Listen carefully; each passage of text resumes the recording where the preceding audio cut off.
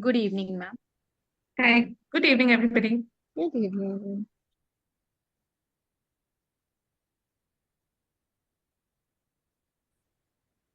Hi, Sudha. Lovely to have you here. You're such a regular. It's wonderful that you show up for our events.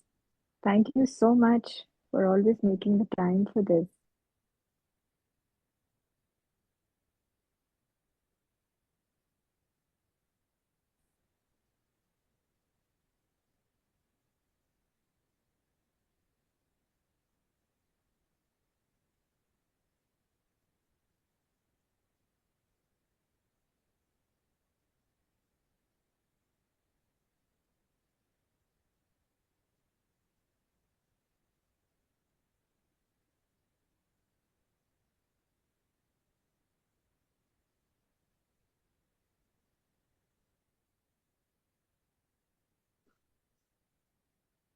Okay, so good evening, everyone. Since we're already 3 minutes past 5 o'clock, I'd like to welcome all of you today to this wonderful session, which we will be starting shortly. As you know, we are the librarians of India, and we really, really enjoy making children's literature more accessible to other children, to librarians, to other community spaces, schools, and we also really want to be celebrating librarians. So if you are ready to be in the spotlight or you have a pro tip or a book recommendation to share, please write to us at info@librariansofindia.in and you'll find us by the same name both on LinkedIn and on Instagram. So I'm sure y'all have been waiting for this with bated breath, right? Uh, Welcome to the session, Building Child-Led Creative Spaces. And we have some wonderful people with us today.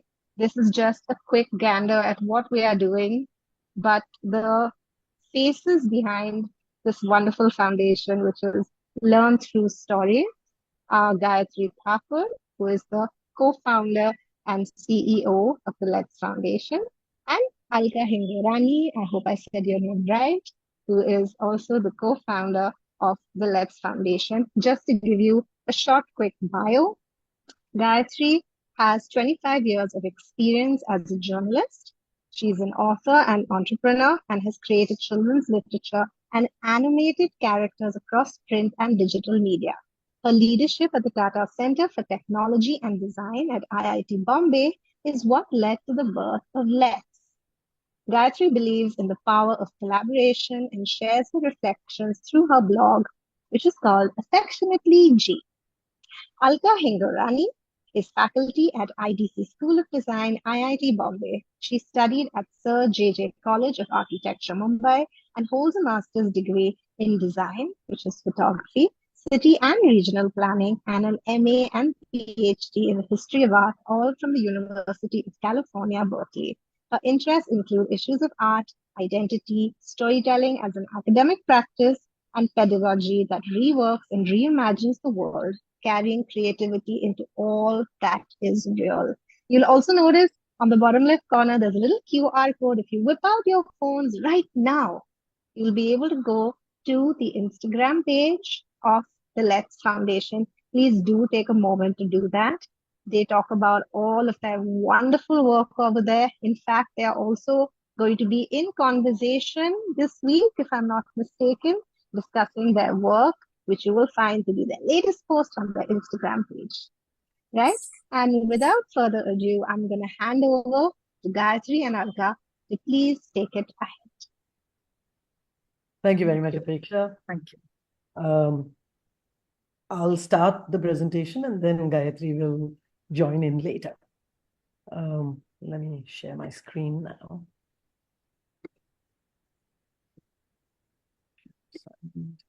Can everybody see this? Yes, sir. Great. Hello, as Apeksha has already said, my name is Alka Hingorani and I teach at the IDC School of Design in IIT Bombay. What you're seeing on the screen right now, you will notice that Let's actually is an acronym to two different names. On the left-hand side of your screen, it's Learn English Through Stories. And on the right-hand side, it says learn through stories. And I'm going to give you a brief idea of the journey of Let's from learning English to learning through stories in the next few slides. It began as a research project at IIT Bombay in 2014-15 and grew into the foundation that it is today, about 7 years after it had gestated at IIT Bombay. In 2021, it became the Learn Through Stories Foundation. And we've been together, Gayathri Thakoor as CEO and co-founder, Professor Aarti Kalro, also of IIT Bombay, as co-founder, and myself. Let me start by showing you a short film that will give you a sort of an overview of what were the issues that we were working on when we first began this project.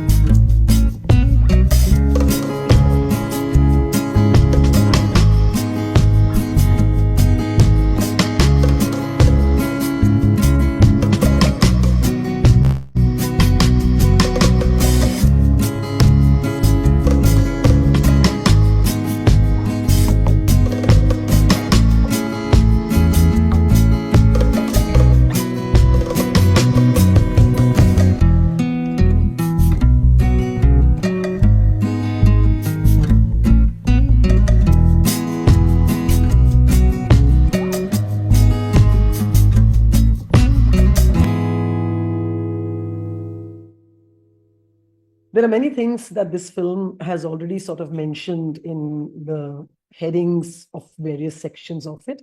I'm going to talk about them briefly. If there's anything that I miss out and that someone's interested in knowing more about, please feel free to ask me questions about it. There are two schools that are largely represented in this short film. The first one comes from this region. We are in Himachal Pradesh, on the other side of Jalori Pass, for those of you who know the Kullu and the Parvati valleys. And the village name is Khund, and it's at about 9,500 feet above sea level. Really remote location. It's a place that I became acquainted with when I was doing my dissertation research in the Kullu and Parvati valleys. I got to know a few teachers in the high schools over there. And when I returned to visit some of them in 2013-14, one of the things that came up was that they had very little means of teaching the English language to their students. It had been a subject forever and more, of course, but these teachers were now finding the difficulty of teaching English to be a real problem because connectivity had reached the hills. A lot of these teachers had smartphones by this time, and they noticed that there was material on the web that they could use both pedagogically and just as illustrative of the subjects or topics that they were teaching in school. But this is true even now. 10 years ago, it was even more true that upwards of 2/3 of the material on the web is in English. And so not knowing English, which is the way that they had pulled along until that time without any difficulty or problem, not knowing English had become a problem by this time, right?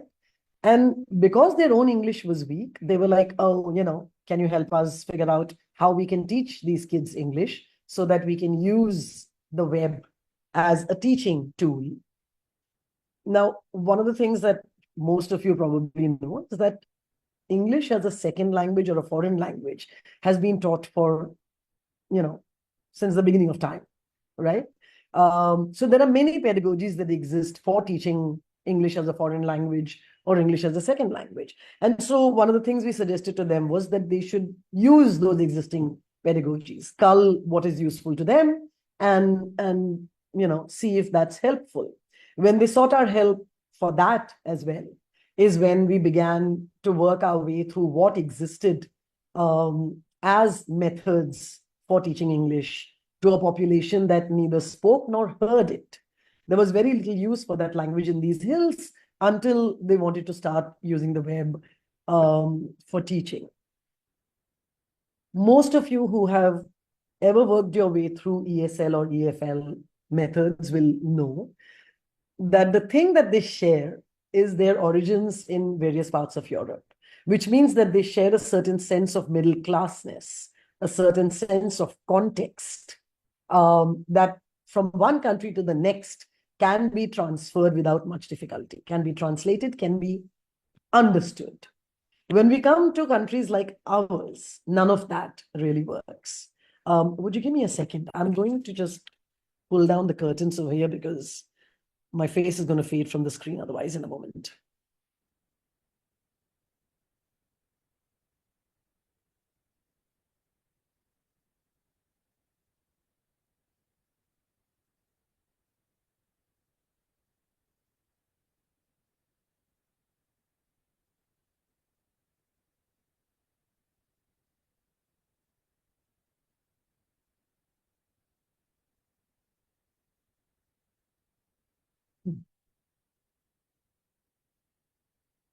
I'm sorry.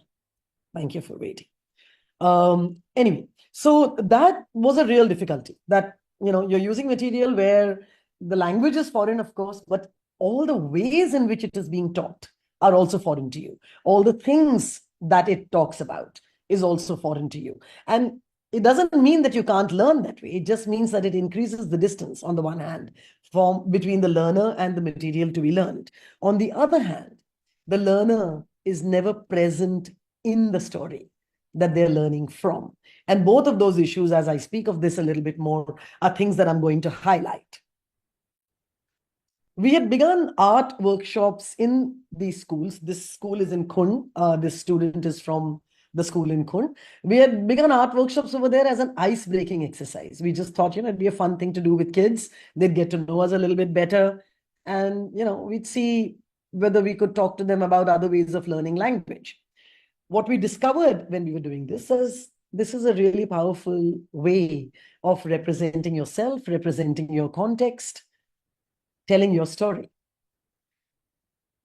And even though I'm going to call them storytellers, I do want to make one thing clear. All of us have stories to tell, but it is a falsehood that all of us are storytellers. Storytelling is a skill. It is an art form, right? It doesn't mean that just because I have a story to tell, I'm going to be able to tell it well. And you can be the judge of that after this presentation for me. So anyway, this is a child who's copying an illustration that we had taken for this art workshop, and we had challenged them to tell us stories based on these illustrations that had been made originally by students from the design school, from the IDC School of Design at IIT Bombay. They surprised us at every turn. And so these art and storytelling workshops that we began as icebreakers became somehow much more potent, much more powerful as a means of probably trying to create content, trying to create the material that can then be turned around and used for learning, right? In our most recent National Education Policy, NEP, as a lot of you will know, they have had the audacity, the courage, the foresight to talk about art as pedagogy. I think it's absolutely wonderful. We've also come to it a bit late, I think. I mean, there are many, many other places where its use as pedagogy has proved to be really potent. But what I worry about over here is not that we have finally come to it, but that we haven't been told how to go about doing this. When I say how, I'm not talking about the ways and means of introducing art in the classroom. I'm talking about the cultural shift that is required in order to think of art not just as pastime. Most things in our country that are playful in any way at all tend to be seen as ways to pass the time of day. Art falls in that category.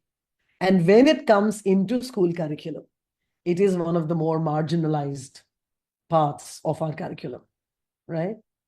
But as you will see from what we have been able to do in the last 10 years with these children, there may be a lot of potential in this. We have seen it along a few axes. My hope is that as I share this with all of you, you will show us many other ways in which this can be carried forward. This is the other school that was represented in the film. This is Gram Mangal in village Aina in Dahanu, which is a couple of hours away from Bombay.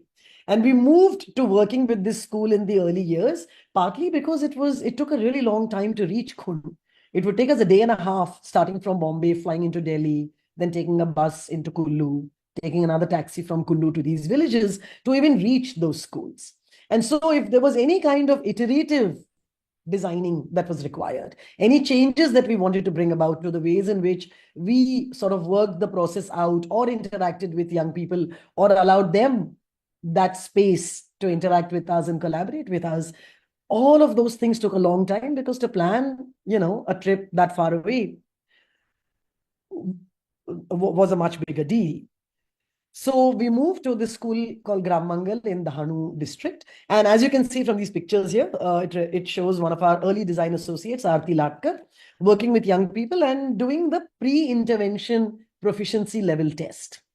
And we were trying to look at what would happen after we had introduced certain other ways of learning language and whether that showed a small significant shift after given a period of time in the ways in which language improved for them. You will see also on this slide that we put down activity-based learning, language acquisition through listening, reading aloud, voice recording, feedback, and so on. All of those were processes that we used, but we used them through art workshops, through illustrations, through storytelling, and then through the materialization of the effort of these children into things that they themselves could use for learning language. As with any language, listening to it is terribly important in order to get a sense of the rhythm, the meter, to understand pronunciation, to be one with the flow and fluency of it. So we used short films that were available on the web, free of cost, with voiceovers and things, and had them listen to these things independent of any oversight. That was one of the other things that we thought was terribly important, that when teachers were present, there was a certain hesitation that these children experienced when learning. And so what we tried to do was create a mode by which these children could access the stories independent of any other adult presence and spend time listening to them and then recording their own voice, repeating those stories. And this is the area in which a lot of them did this. There were two drawbacks with this. There was a lot that's positive. As I said, you're listening to stories, you're getting a sense of what the language is like and so on. But there are two drawbacks to it. The first one is that this is a broadcast medium. All teaching, for the most part, in most schools in our country, follows this broadcast medium. It's unidirectional. Even though we ask for feedback from children and so on, the feedback is also in the mode of questions and answers. The feedback is also invited as a kind of test, right? So learning is considered to be unidirectional in these kinds of modes. And the other is that it's passive. I don't need to make this point any harder than social media has already made it for us in this day and age, where the quiet consumption of material that somebody else has created, the ways in which it shuts your mind down, the ways in which you don't participate in it as actively as you would if you were writing a story, if you were even reading it, in fact. Most of you who are in love with books probably already know this, but for those of you who've not come across it, there is enough neurobiological evidence for this. We've got these two language areas in our brain that we've identified. I'm sure there are many more, but there are two. One is called Wernicke's area and the other is Broca's area. And these are for interpreting sounds, interpreting words, but also then for meaning making partly through memory and partly through imagination. And what we found is that when we read books, when we are allowed to imagine the contexts within which stories are unfolding, there are parts of our brain that become active that seemingly shouldn't if you're just sitting in one place and reading. So if you've got a protagonist, for instance, in a story who's running, the motor cortex in the reader's brain becomes activated. When you're watching somebody run on screen, it doesn't.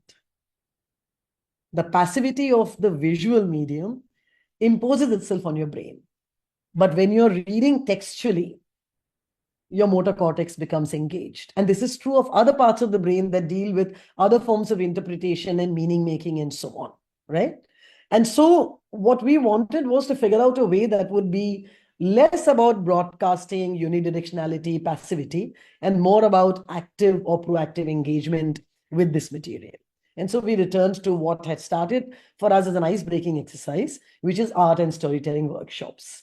You will see on the left side of your screen, Gayathri Thakoor is there with a bunch of kids in the Gram Mangal School workshop. The other person with her, eyebrows shooting into her hairline is Nivedita Deshmukh, who is one of the design associates who works with us currently. And this is what we found these art and storytelling workshops, helping us create. Ruchi is on the top of your screen with a painted wall done by students again from the school in Khund. Priyasha is at a workshop in Dehradun. Uttarakhand is one of the places that we've recently been working in, Nainital and Dehradun. Priyasha is also an associate of the Let's Foundation.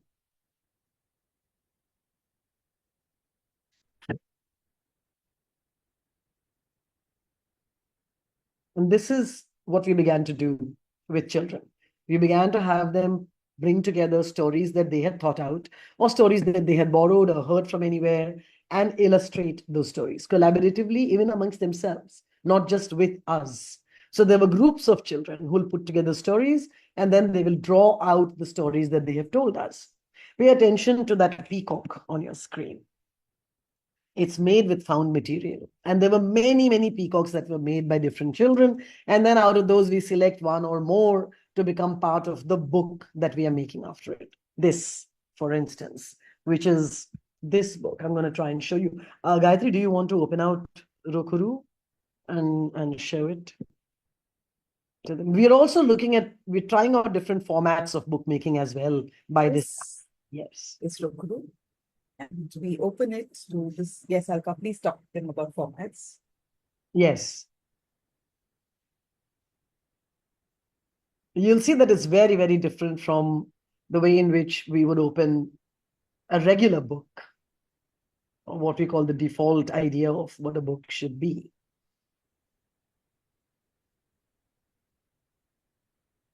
And now Gayatri is going to try and fold it shut the right way.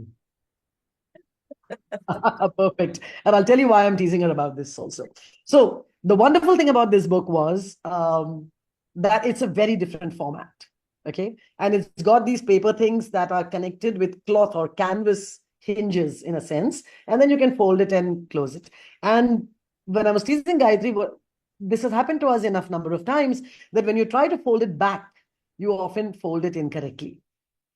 And it takes you a couple of tries to come back to bringing the cover on the front page. Now, as such, it would be a fun thing. So you did it, haha, and you'll change the way in which you fold it and it's fine again. But when you're dealing with children who are trying to learn a language and the entire book is a story in English, it becomes very hard for them to know, except for the cover page, it becomes very hard for them to know whether they folded the other folds in the right order or not, right? And so that was a failure of design, spectacular failure, but also spectacular in the sense of beautiful. The book was lovely, but we thought that we needed to figure out a way. And that's one of the challenges. Maybe I'll throw it out to all of you guys as well.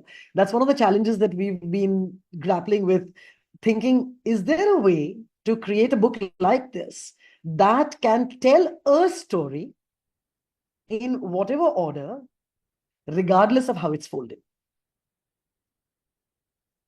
right? So you take this story and it's simple enough. There are 3 characters in it and the characters are sort of, playing with each other, fighting with one another and so on.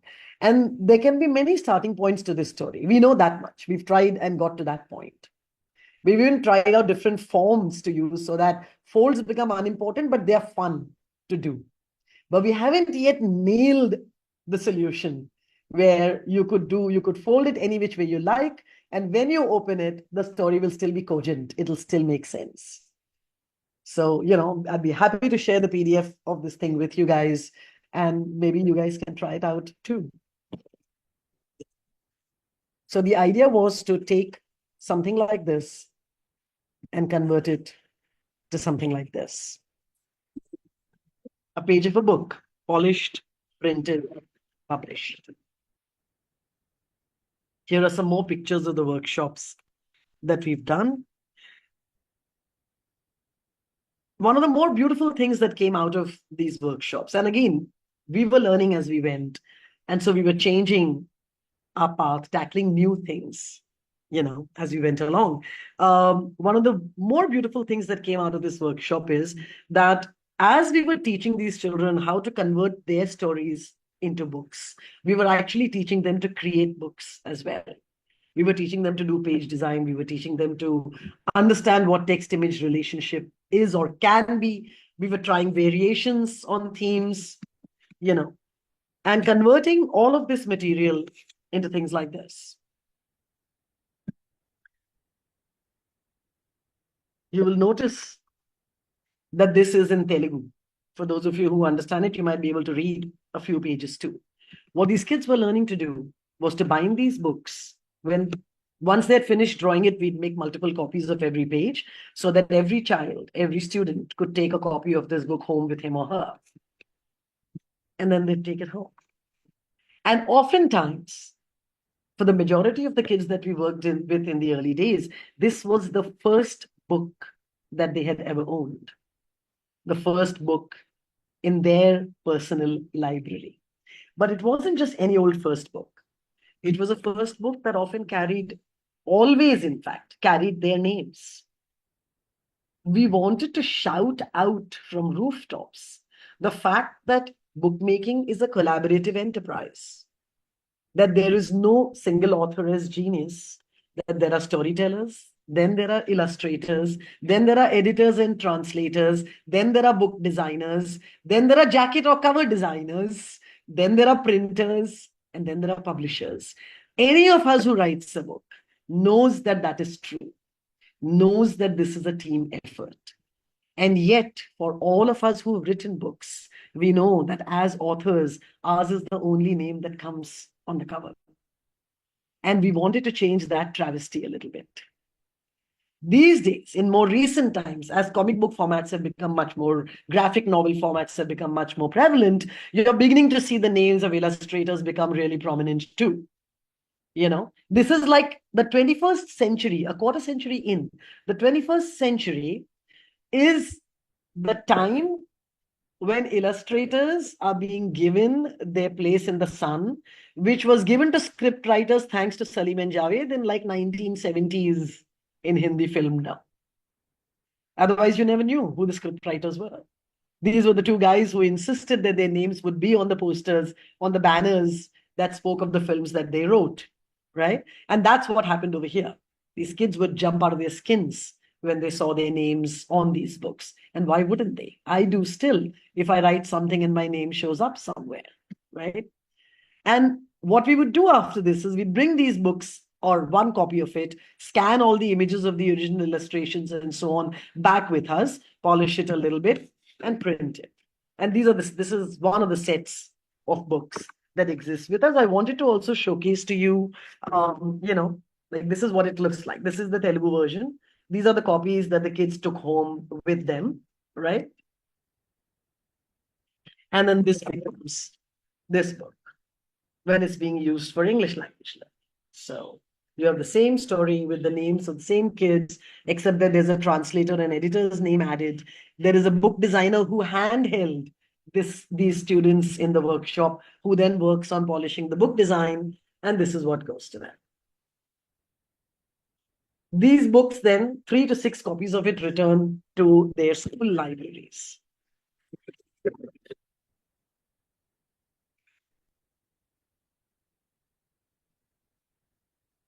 2014 to 2021, as I said, this was a project at IIT Bombay, very generously funded by the Tata Center for Technology and Design. And it brought together so many of us young people, older people, people who had a vision for their schools. All of the research associates, design associates that I have worked with have been just joys of life. You know, the heart, the mind, the talent, the effort that they have all brought into this place is something that I really don't have enough words to talk about. The amount that I have learned, the amount that Gayathri and Aarti and I continue to learn through our foundation. Again, words fail us in talking about this. Sanket Petkar. Once we became a foundation, which was in 2021, we moved out of campus, of course, but we also moved more broadly into the country. You know, we did a workshop in Madhya Pradesh. We've done workshops back in Andhra again, but with different groups in northern Karnataka, in eastern Maharashtra, in Uttarakhand. The most recent ones have been in Uttarakhand last year, in Seemgaon, in Nainital district, and in Dehradun.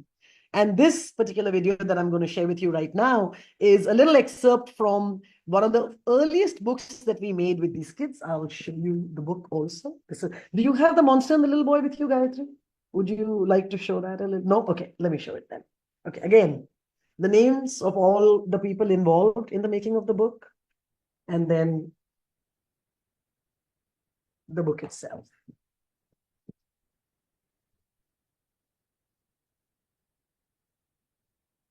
Right?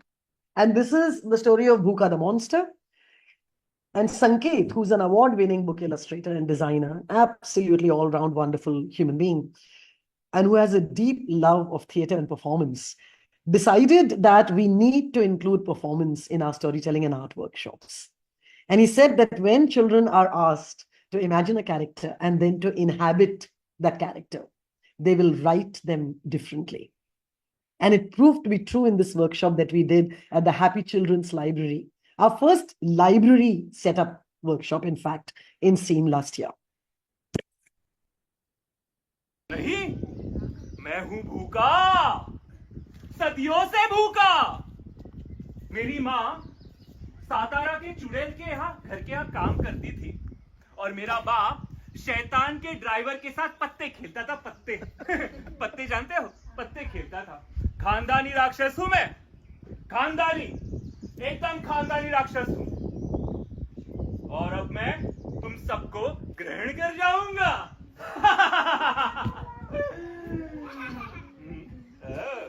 मैं खाऊं?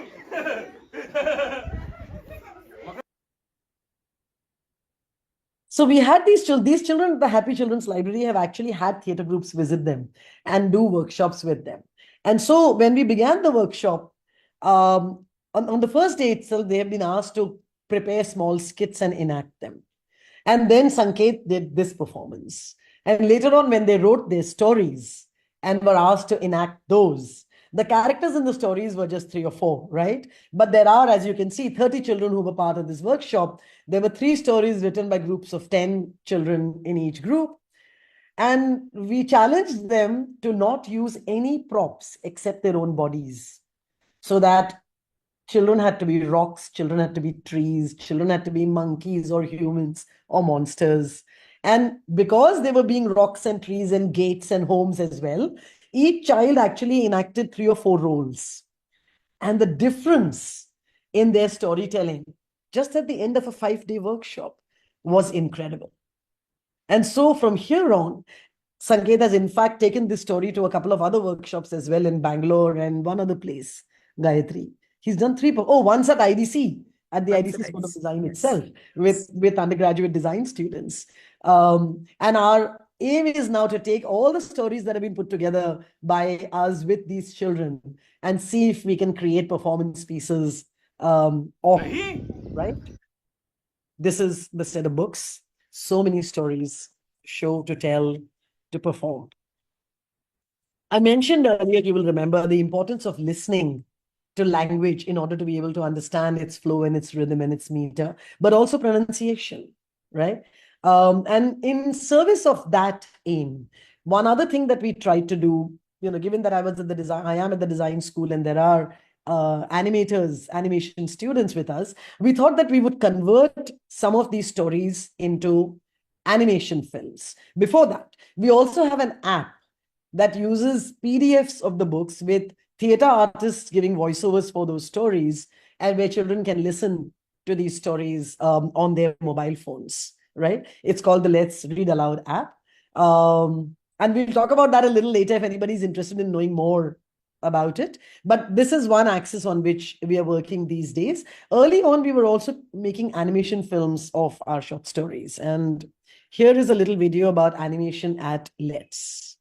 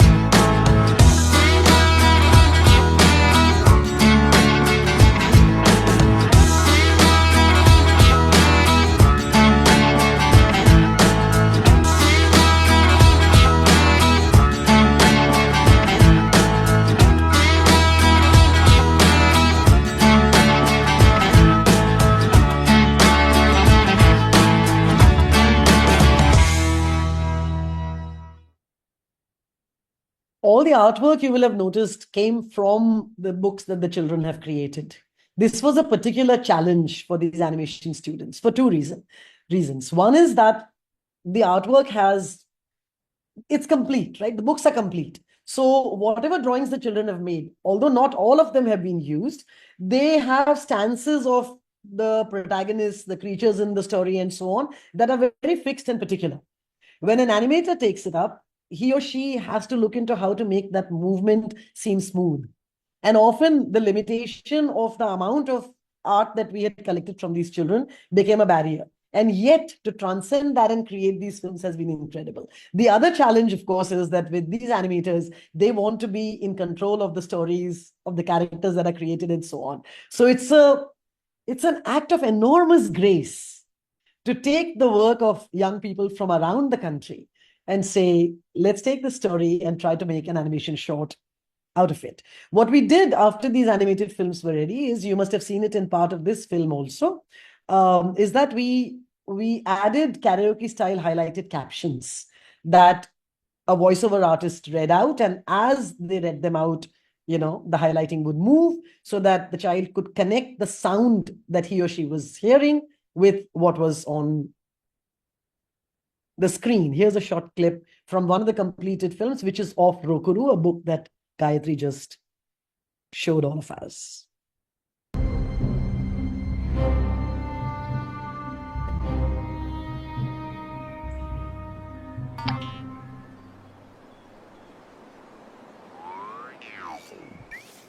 In a forest lived a peacock.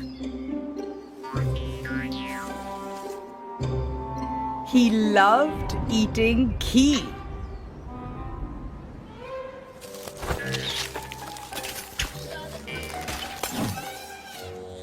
One day, he ran out of ghee. He was angry. He thought of his friend, the rooster. The rooster was really tired. He had spent all morning crowing. Rooster, Rooster! Will you get me some ghee from the market? The rooster did not want to go anywhere. He also had to look after his children. But he was afraid of the peacock's anger. So he agreed.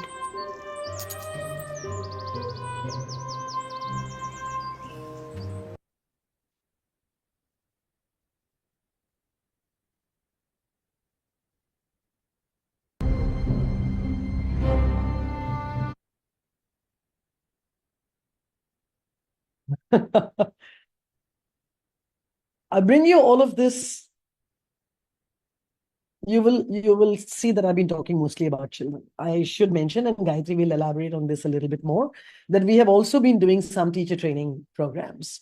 We've worked with teachers connected with the Agastya Institute International Foundation, which is based in Kuppam on the border of Andhra and Karnataka, which works in a tri-state area in southern India. Their reach also is pan-Indic, but their greatest focus is on those 3 states, and we worked with some teachers over there. We worked with teachers in a school in Malad in Mumbai. In fact, in 2023, we had a year-long association with them, 6 or 7 workshops, which started with student workshops, but then began to include teachers, and then we watched as teachers ran workshops. The idea being, of course, to get more collaborators, to get more eyes looking at process, changing it, to get more minds involved with what else can be done and how, and especially how they can take these ideas into their own context and make them context relevant, tweak them so that they fit or suit their purposes. All of this, in some sense, to reimagine education, reimagine it in our context. So much has already been written about and experimented with in terms of pedagogy. But I feel that at the scale at which we think of education for the average Indian child, we have a long way to go. The inclusion of art as pedagogy in the national education policy is a really heartening step. But there is much work that still needs to be done. There is a lot of curricular pressure in our lives, in the lives of all of us. Teachers, probably librarians see that pressure as well. But I feel that libraries and librarians, those of us who love books know this, can create in our minds and in our lives the time to talk about the love of books, to become more playful about access to learning. And that's one of the primary reasons that we feel that the lacuna in the collaborations that we've had so far, the space that was left vacant because we had not yet approached all of you. So thank you doubly to Neeta and Apeksha and all of you who are part of this, can be filled, by those of you who think books, who dream them, who slurp them up every opportunity that you get, so that we can move from broadcast to conversation. And we can move from consumption to co-creation. Move basically from here and here to here. Where when you look at books that you have made with names of people that you recognize, places that seem like your own, you have a collective love, a sense of ownership that is deeper and that is able to see itself in what is being used as a learning medium. Books as mirrors, not just as windows. I'm going to hand this over to Gayathri now, and she'll take you ahead, more talk about libraries and librarians. Thank you for your time. Thank you, Alka. Thank you. I wish you'd just go on.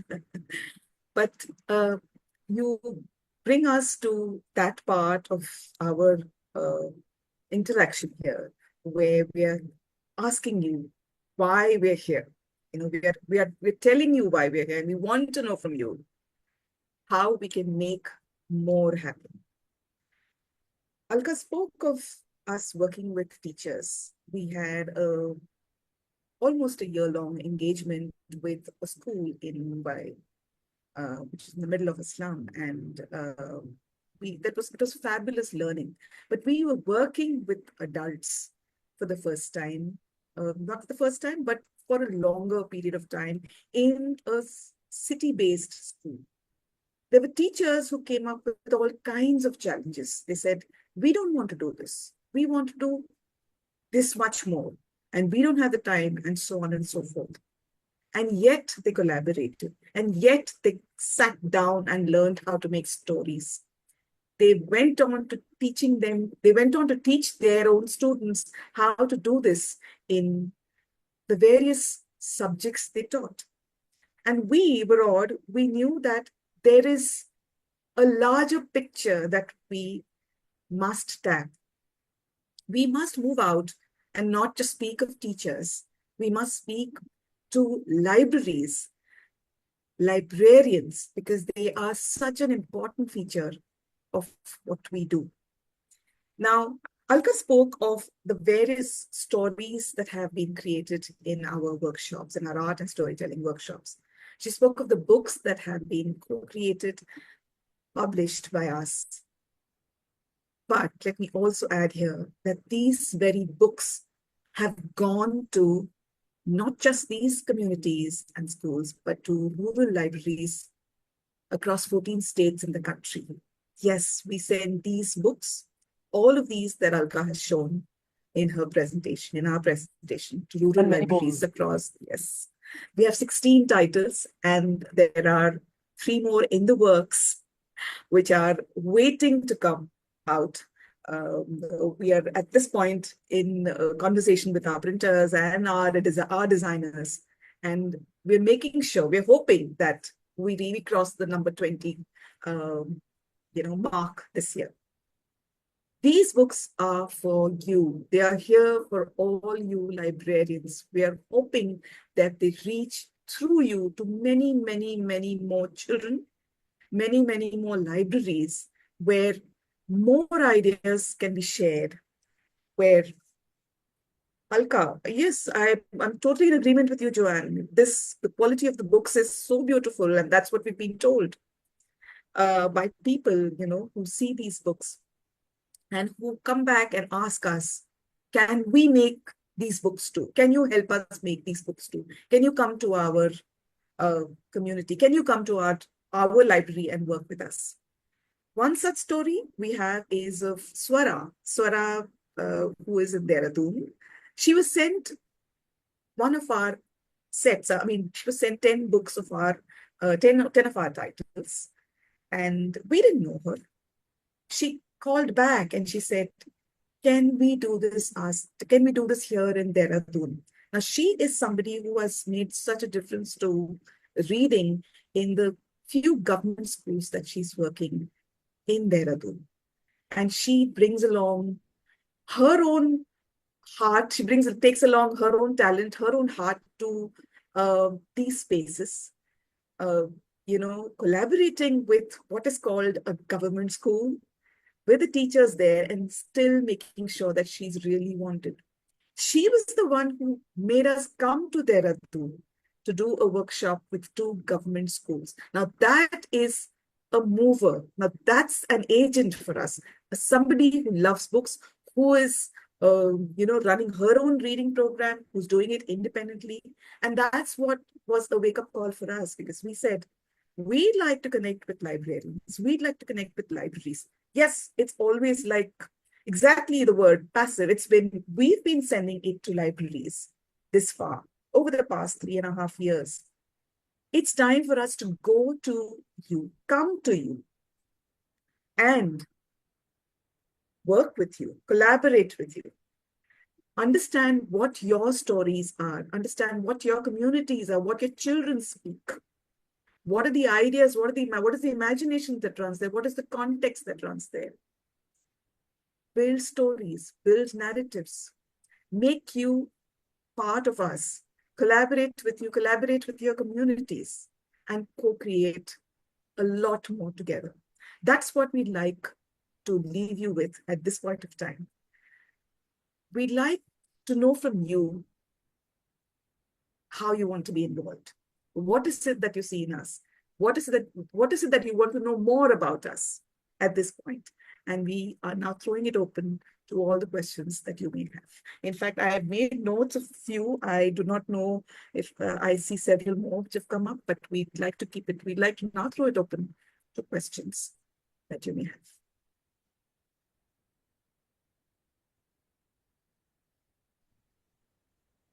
Hello, ma'am. Can you hear me? Yes, so Shweta, you had a lovely question. You wanted to know about the Read Aloud app. That I remember Yes, I seeing. actually have multiple questions. Okay, please shoot.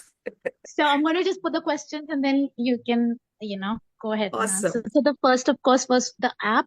Okay. And second, of course, the books and everything. I mean, we do have our students doing it in English, Mhm. but for me, seeing this, my school is in Hyderabad. So I just was very excited to see it happening in a language which is not Telugu. English. Yeah, and Telugu, and it happened in Telugu. Yes.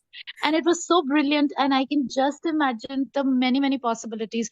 Although I come from a private CBSE schools and not that. So, but Okay. this is something that even our students, like we have the resources and all, but yet we cannot offer it because we just don't know, Okay. frankly speaking. So I, of course, want to know how we can bring it to our children.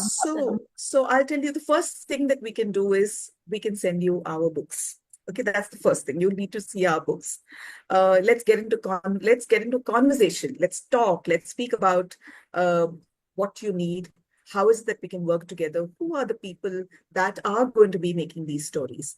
And then we'll make a plan and we'll work. Let's do it. All you Sure, have to ma'am. do is have a conversation with us. We're happy doing it, and Yes, we're happy taking this forward. so it's going similar to that was a thing about age. What was the age, this thing, ma'am, that the We should have students? mentioned that. Sorry. Yeah, so Yeah. typically we work with children between 9 and 15 years of age. We have seen, of course, that between 9 and 13, they're a lot more active in terms of story building, and ready and eager and keen, and also not afraid to explore newer ideas and not worried that somebody will judge them. So we see that brightness in that age between 9 and 13, but we usually work between 9 and 15 years of age. So yeah.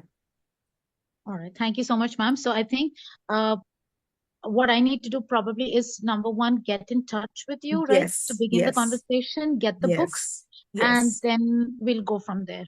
Yes, So I absolutely. hope, I am leaving my yes. email ID as well for everyone to be in touch with, and I'll be happy taking on conversations with you. Absolutely. Yeah. Thank you so There are much. a couple of other I'm people so in- excited Yes. about this. Yeah. Yes, Yeah, yes, please. yes, Sorry, please. Gayathri, just saying there are a couple of other Yeah, people yeah, who I'm have just specific requests questions, right? about working together, and we should Yeah. definitely have conversations on Absolutely. how In possible. fact, Alka, I think we should speak about Let's Read Aloud at this point of time, the app because there were two people, there was Shweta and Gauri, who both Yeah. asked about the Read Aloud app. Would you like to take that? Sure. What are they asking about the Read Aloud app? They want to know a little more about it. But Okay. let's talk of our So- titles and stuff. Yeah. Right. So, I also wanted to mention, I should have done this when I was showing you guys the animation films, because these are also young men and women who are working on our films and part of our team in that sense. The animators, so the Rokuru film that I showed you guys, the animator is a young man by the name of Gyan Selvam, who was also a student at IDC and graduated with a degree in animation filmmaking. There were Clever Kalyani and Boy and the Calf that have been made by Abhishek Verma and a couple of his associates. Umesh Wagh was working on the Boy and the Monster film, but it's sort of got stalled at the moment. It's very resource intensive animation filmmaking, as most of you know. Mitra Patil is another young animator. She worked on Khichdi, and those are the 4 completed films that we have. In the app, it was available on Google Play until very recently, and then Google took it off its list because the monster and the little boy is apparently too violent a book. It has a lot of blood and gore that it shows. we should show them our myths and epics a little bit, for them to know what blood and gore actually means. In any case, what we're thinking is that we might take that story off of the app so that all the other stories at least can come. The voiceover for almost everything so far has been by Mansi Multani, who is a theatre artist and quite active on the Bombay theatre scene.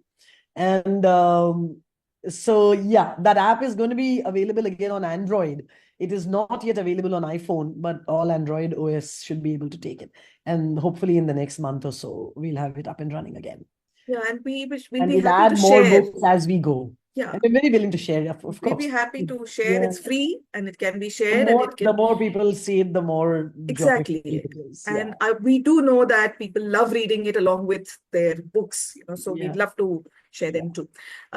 Thank you, Alka. Aparna Sri Prakash, in fact, had mentioned about two things that I wanted to come back to her about. She spoke of a couple of circular stories that the kids love. Aparna, if you could speak about that. And yes, you also spoke of a similar process with children with disabilities through our library. We'll speak about something that we also did, but soon after you have spoken about what struggle you had. Hi, Gayathri and Alka. Yeah, we made a bunch of circular stories here at the library. And we haven't tied them together in any way because children work better when everything is left a bit free. They go in a gigantic envelope to the children, and they they just organize it and retell it in any way they want. So that's it. We have two stories, circular stories. They're very simple, but the kids really love that process, that sense of control that it gives them. Very nice. The second is Aparna, where do you work? We are based in Chennai. Okay, and proper Chennai? Alka, you and I spoke free. We almost met. You almost made it to the library on your last trip to Chennai. I think just after the conference here in January. IIT conference, yes. That's correct. That's correct. Okay. It is the Chennai taxi drivers who abandoned me. That is absolutely right. It was the Chennai taxi drivers that interfered. Two of them cancelled on me after making me wait 2 hours. Yes, I remember. What is the age group, Aparna, that you are talking about? These children? We serve children. We don't have a very strong age group requirement. It's more that all the children here are early readers. I'll say it's more about the reading age than the actual age. Okay. That's very well. The disabilities are wide and varied. We work across quite a range of disabilities. I love that. Yeah, lovely. It's not age, it's age of reading or ability of reading. You spoke of, you've also written about working with children with disabilities. In fact, I'd like to mention here that there was a particular collaboration we've had with the Disability Entrepreneurship and Leadership Foundation in Gadag in Karnataka.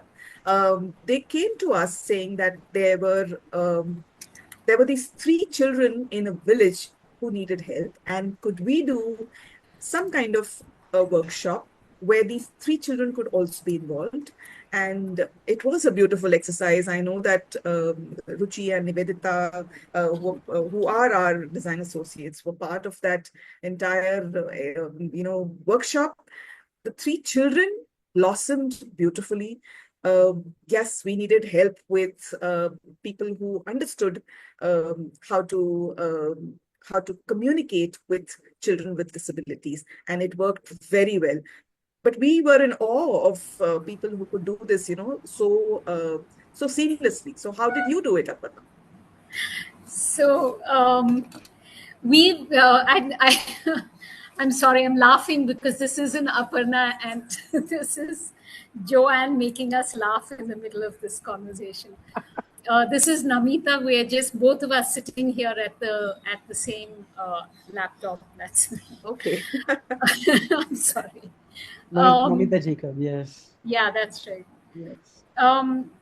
We followed a process that is strikingly similar to what you first described, Alka.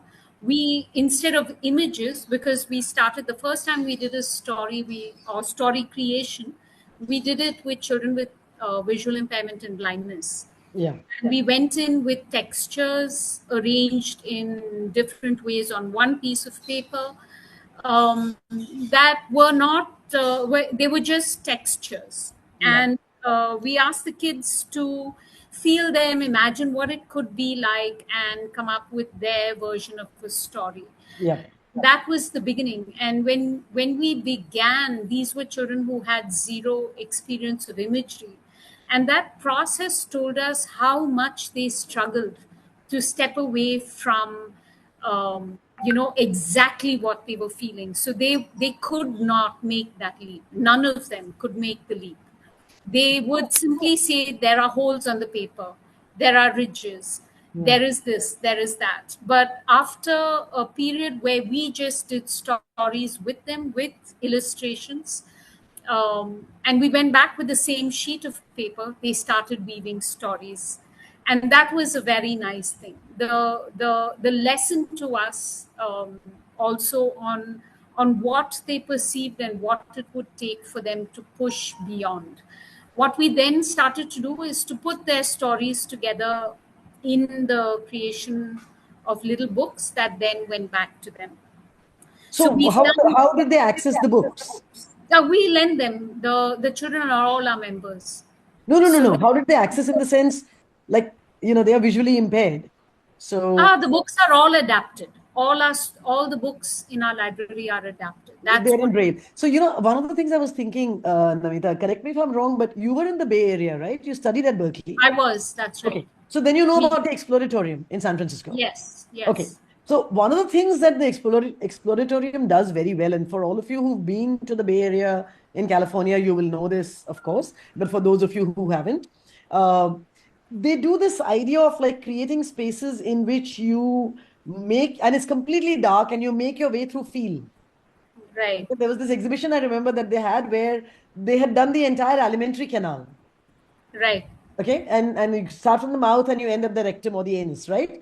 Now, what I'm saying is for those parts of the body that we can feel, for instance, how do the teeth feel as they are arrayed in our jawline?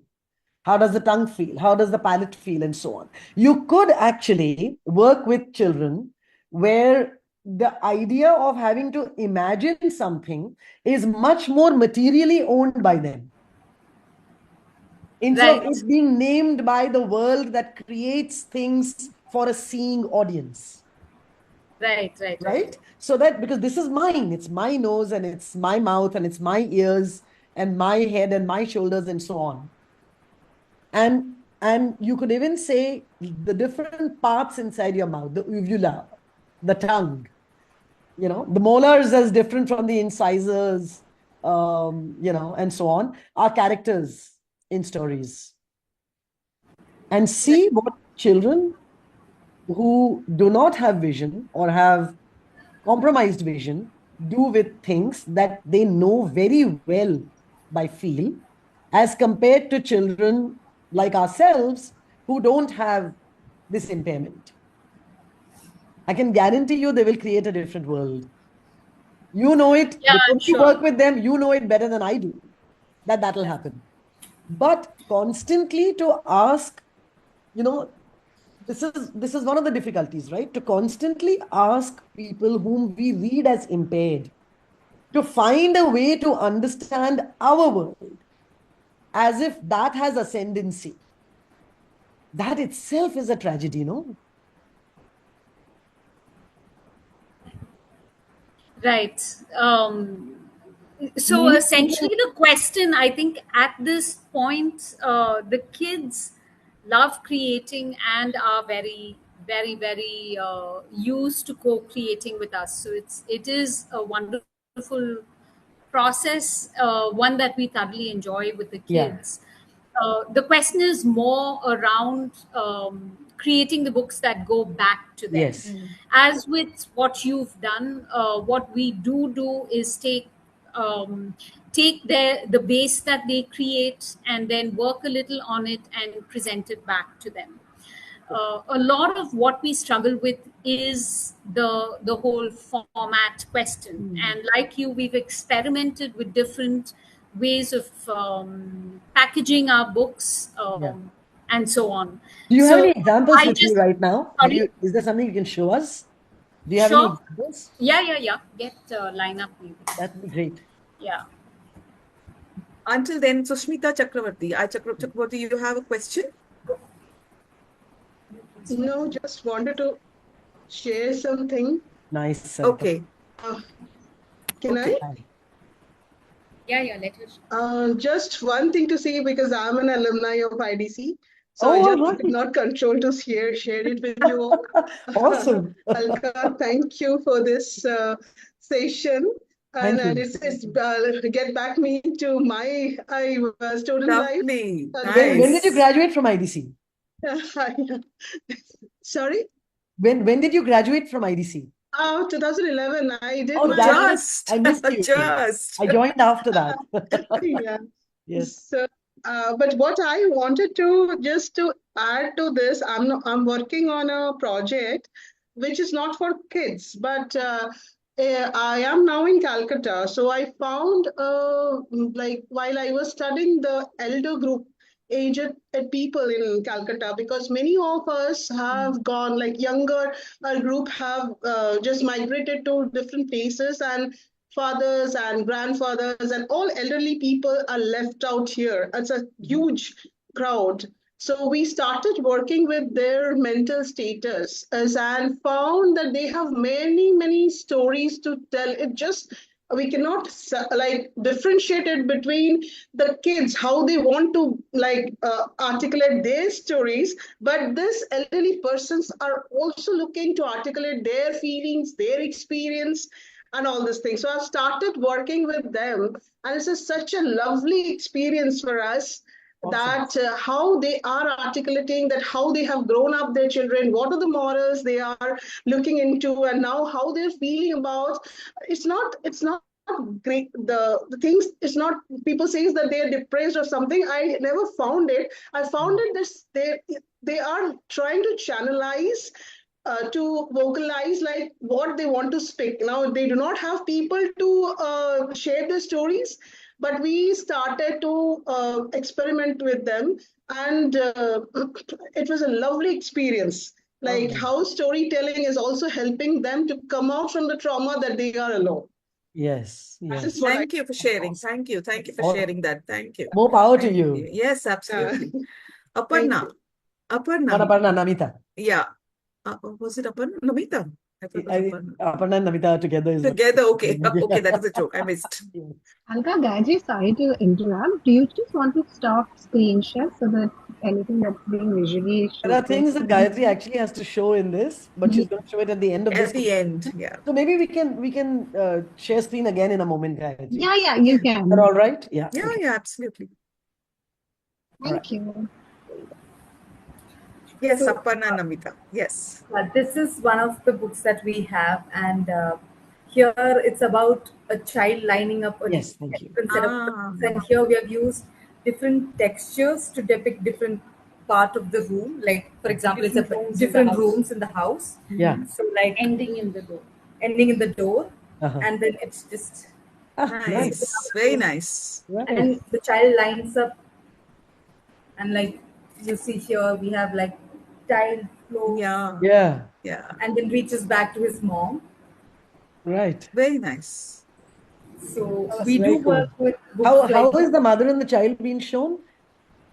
How does the child know she or he has reached the mother? Are they pop-up figures? No. No. They are just cut out. They are like kind of embossed, right? Like there is a. They are they are felt in.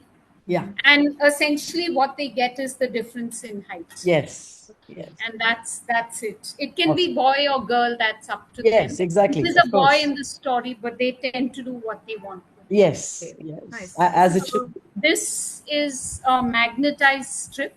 Okay. So that as they line items up, they remain static and they don't roll off on the page. Right. Lovely. lot of effort. And I Thank like also you. that it's Yeah. accordion style. Yeah, it is. Yeah, because the idea of the book was how many things he lined up from beginning all the way to the Yeah. end. And also there are houses that are like that. It's one room to the next to the next. Exactly. And so, And right? typical houses here go inward, right? Like Right. rooms follow one inside the other. Very neat. I like that. Nice. Thank you, Me- Aparna. Thank you, yeah. Namita. Thank you. Thank you. I would like to take our attention to Atri Ghoshal, who has spoken of how she's an educator with low-income and first-generation learners from migrant families in Kolkata. And she's co-founded her first library and literary project. And lovely to know about this. Lovely to know that you are teaching grade 5, Atri. And please be in touch with us, because we'd like to know more about what you do, how you do it, and how we can collaborate. Are you here still, Atri? I am, yes. Thank you so much. That Yes. really means a lot. I just want to say that like everyone talking about, like just this entire evening has been so lovely to hear about. It has been for us too. Yeah, yeah, absolutely. Thank you for giving all of us the space, and I will 100% send you a very lengthy email and hope that we can speak further. But yes, absolutely. Thank you. It's been so Looking nice hearing forward. from everyone. Thank you. Thank Looking you. forward. Looking forward. Sarita Pawar says that her pre-primary librarian has done this activity, drawing stories in the academic year. Nice, very nice to hear that. Yes, so that's how we are. That's where we'd like to basically take many along with us. We specifically speak of librarians here because I have done a library educators course. I have friends who are library educators as well, and I have tried understanding what it is that brings them to this particular um, this particular field, because it's different. It's not what a teacher is. It's so much more than what a teacher does in a primary school, and yet so often not spoken about. Our work, our books go to schools, and it is the librarian who actually removes them out of the packs and takes it to the children. Our books are read out by the librarians, are are impressed upon. I mean, the children open them thanks to the librarian. And we know so little of them. We don't know enough librarians and library educators across the country. We'd like to do that. I mean, we very proudly say that we've reached over 140 rural libraries already. And we can speak of very few librarians who we are working with at this point. And that says so much already, that here we are. I mean, we work with children, we will continue doing that. We work with teachers, we'll continue doing that. In fact, as we speak, we are about to roll out a teacher training program in rural Dehradun. Oh, yes. With teachers from 4 different schools that are run by not-for-profits. They have approached us for this last year. In fact, we tried applying for a grant. It didn't work. A few of our donors came ahead and said, let's make this happen, because this was a geography where the teachers came and told us that nobody comes and works with them. There are no interventions that the teachers receive. And that's when we said, these are the people we like to work with. So what I'm trying to convey here is, we like to work with people who we know work a lot. We know who work in a very unidentified space, and yet very little is spoken of them. And that includes, to a very large part, the librarians. And because we also take our stories to libraries, to librarians, let's include them in our midst. Let's learn from them. Let's collaborate with them. Let's have them lead the children. Let's have them follow the children. And let's make many more geographies come together through this collaboration. And that's what we'd like to do. We are hoping that today's conversation, today's interaction with you has left a little thought saying, I'd like to be in touch with the Learn Through Stories Foundation. I'd like to be in touch with Alka. with Gayathri. I'd like to know more. I'd like to work more. I'd like to have them come and see what we do. Look at what wonderful things we do. They should come and see what we'd love that. We'd love to come with you, work with you, come to every geography, every corner that you are in. And we'll gladly do that because we love going to rural places, to remote areas. And that is for us a very important connect because that's how this teach training program in fact came about. In fact, rural libraries in rural Karnataka, which are affiliated with the Gram Panchayat of Karnataka, there is a need there. There has been a need that's been shared with us. They have asked if we can do a longer engagement with the librarians of Karnataka. Now, well, if that is something we're already working on, we'd love it to know. We'd love it to do it with many, many more of you, to be able to build something together and to have you take the lead. So thank you very much. It's been lovely talking to you. Alka, if them with that one last slide, tell them what we think, if that's possible for you. If you could share that one last slide. Give me a second, yeah. Yes, I'm Gauri. I have shared I've shared our details. I will share them again so that you can be in touch with me.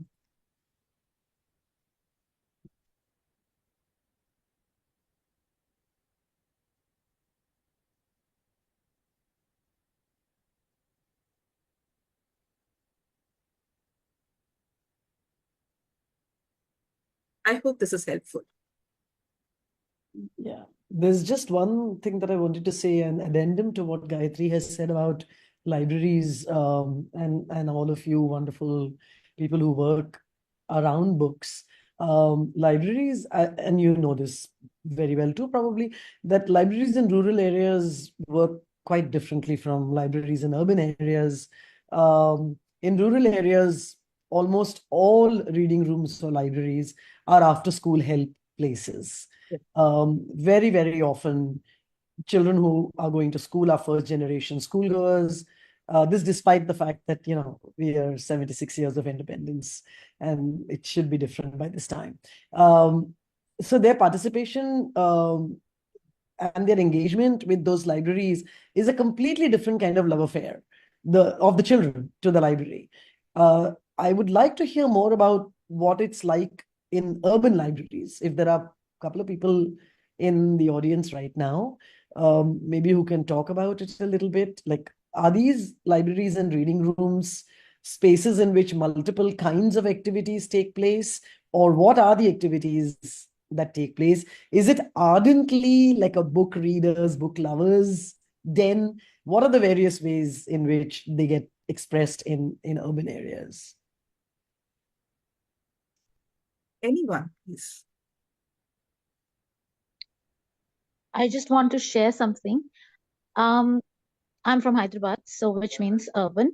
However, I'm a school librarian, so I'm restricted to the school timings. However, I do know that in our school library, we do offer multiple things, but that's part of the collective thing which is required, right? But I do know that there are some niche libraries which are run by individuals here in Hyderabad, where they do try to, but I think it's again restricted to summer projects or like an online summer project. So in terms of your school library, sorry to interrupt you, but in terms of your school library, when you say that, it's restricted to whatever is planned, what are the kinds of things that are planned in the school library? Numerous things. So obviously it starts from reading. So, diverse reading, and we try to bring across, and usually our children actually gravitate towards Western literature. So we do try to bring in a lot of, literature and a showcase from Indian authors and Indian illustrators and bring it together. So if you like this book, this is something which is similar, and also bringing in books written in regional languages. So we have our own little challenge here. Our students they're not naturally, they don't go naturally towards the Indian authors or illustrators or books. So that's where we come in. We try to make posters using those pictures. you know, like a picture from a, you know, instead of a Harry Potter saying something, we have somebody which is done by Rajiv Ipe or something, and then we write something. So at least they have this visual thing that, oh, that's interesting, that's exciting. So you throw in those posters. We've gotten this whole lot of posters from A Club where we put it around. Iktara is a wonderful Iktara, source. exactly. Yes, Those people. absolutely awesome. So they have got these funny poems and stuff, and Oh they're nice gosh, big yes. posters. So those are the things that we try to do on our own. But truly, like I strongly believe that when it comes to their so-called second language, it's like it's two different worlds. You know, urban children, they read so much of literature, and yet when it comes to regional literature or even picture books, they all become, I mean, I shouldn't, but they all become slow learners. It's like I'm pushing them to read It Hindi is or read unsurprising, Telugu. right? I mean, it is unsurprising though. We also have this fantastic writers workshop done by our English department, where the children literally all through the school year read and explore books and eventually make their own book. But I don't see similar things happening in the second language. And that's why I actually wanted to connect with you, because it seemed so seamless that you all did it with all these things. But I know. So this is one of the, you know, when I was talking about earlier, like the third point over here on this slide, changing the landscape of children's literature.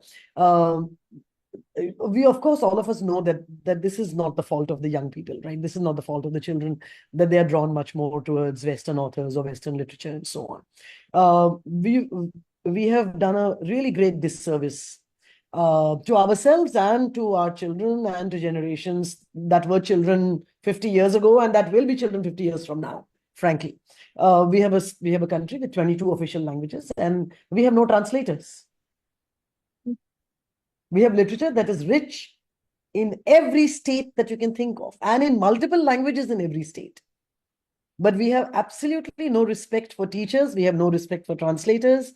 We have no revenue. We have no funding for this kind of thing, you know? And so you know, look at the production quality of the books in India also. I'm sorry to cut you across, but even apart from regional language, even in English, we were trying to curate folk tales from Telangana. And we were actually unable to, we wanted them in English only. But, you know, to have students know their stories, like, but we just couldn't. We just So here's my Tapini worth for that. My background is in history of art. I'm an art historian, right? And I do Indian art history. And I can tell you with a guarantee that when people are shown miniature paintings, they can appreciate, oh, look at the brushwork, single hair brush, and dadi ka ek baal dikha rahe. You know, every hair of the beard is shown because it's a single hair brush. But you know, this artist, did we not know perspective? Like, what was our problem? You know, in 18th, 19th century, where Europe had perspective for 400 years by that time. But if you look at miniature paintings, you don't see much of a sense of perspective at all, right? Oh, if it's like Akbar, or if it's Shah Jahan, or if it's Rana Pratap Singh, those are the people, regardless of where they are within the frame, they will be the largest figures, even if they are distant. What is the problem here, you think? Do you think the artist did not know perspective? Or do you think that there was a completely different language of expression that both an informed viewer and the painter understood very well in the time in which these paintings were in ascendance? We have failed to showcase how to read a miniature painting. And then we bring the miniature painting to our children and we say, why don't you enjoy it as much as you enjoy a Rembrandt, you know, or a Monet or a Picasso?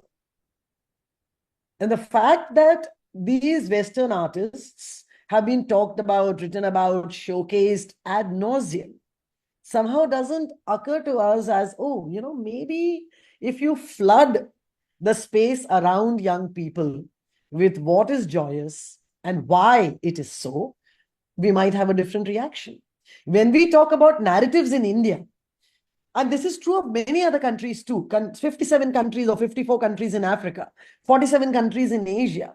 We have a very different sense of narrative that we think of as ours. But we have failed to understand how to appreciate it. And we have failed to transmit how to appreciate it.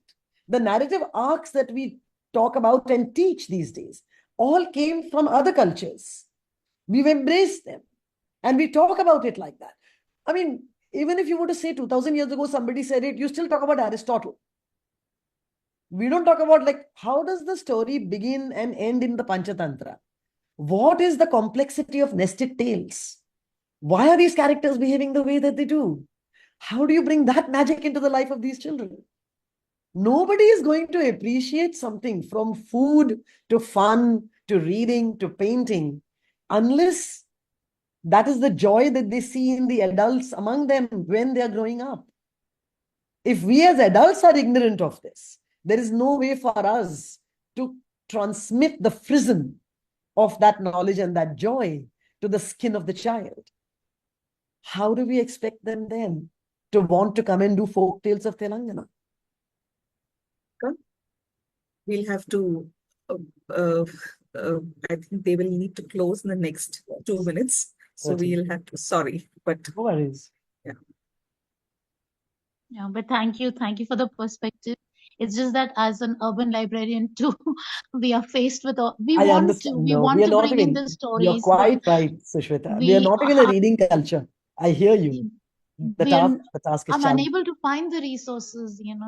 So We should work together. that's why Collaboration is the Yes. only way in which to enrich each other and to pool resources.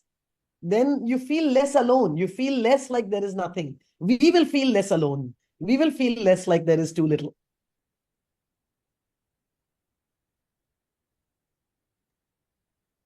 thank you for anyways the conversation. Sure thing. Sure thing. Thank you.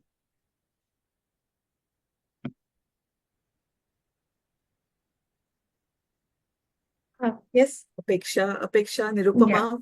Thank you. Hi, yeah, thank you so much, Gayathri and Alka. May I just request you to stop sharing your screen? Of course. Just you can just see the I keep participants. forgetting to do that. So sorry. No worries at all. I think I really take the liberty and speak for everybody that this was absolutely riveting. We've just been listening to all that you had to share. You've taken us from the valleys of Himachal right into the beautiful inner, rich, imaginative worlds of children. And really, I mean, just speaking about the role of the adult in children's lives, talking about how these stories need to be told and context and text. I think I've listened to every single word that has come out Thank you. today. It's very kind of you. And the beautiful, beautiful books that you all have created with these children. Love them too. Thank you. These children Yes. are creative with us. Absolutely Yes. amazing. Just I think the greatest, you've told us so much about art, design, storytelling. I don't know, like the conversation just flowed so beautifully. And we can't thank you enough for it, because when Apeksha, Neeta, and I, when we had this idea and said we want to build this community for librarians, Yeah. this is exactly what we were hoping for. That Okay, awesome. there is so much value to the work that librarians bring. There is Yes. so much that in terms of reading, in terms of what the power of books can do for children. And we're so happy that there were so many questions, and to just hear all that the Chetna Trust, Namita and Barna had to share. I think absolutely beautiful, these cross conversations, and we're hoping for more of those too. So thank you so much on behalf of Librarians of India, and I extend our gratitude for doing this for us. And you've given us the perfect start to the weekend. That's very kind of you, Nirvama. This is really, and thank you, all of you, for giving us the opportunity to be here. Gayathri and I have been excited about this too. Yes. Aarti, I'm sorry that Aarti could not be here. She also wanted this, but there were other clashing sort of commitments that she had to attend to. The third of us as a triad. But it's just been lovely. Thank you, everybody, for coming, for participating, and for talking to us. And we're looking forward to every conversation that this is going to take ahead. And I know there's a lot waiting to be done together in collaboration. Thank you. Thank you, Nirupama. Thank you, Apeksha. And thank you, what you've Neeta, done- for making this happen. Nirupama, do you also just want to share that link? I can't Yeah, I'm locate it just in the putting a chat for Padlet link. everybody before they Yeah, I'm leave. just sharing the Padlet link with everybody. If y'all can just show us some love, please write back to us on that. And, we'd love to share it with Alka and Gayatri. And it also gives us a sense of, what the kind of seminars, webinars people are interested in. So it'll be lovely to hear from the audience too. Here's the link. I hope everyone can see it. Yeah. Yeah, great. Gayatri, And throughout this, sorry, Nirupama, just go ahead, Neeta, one go ahead. little thing.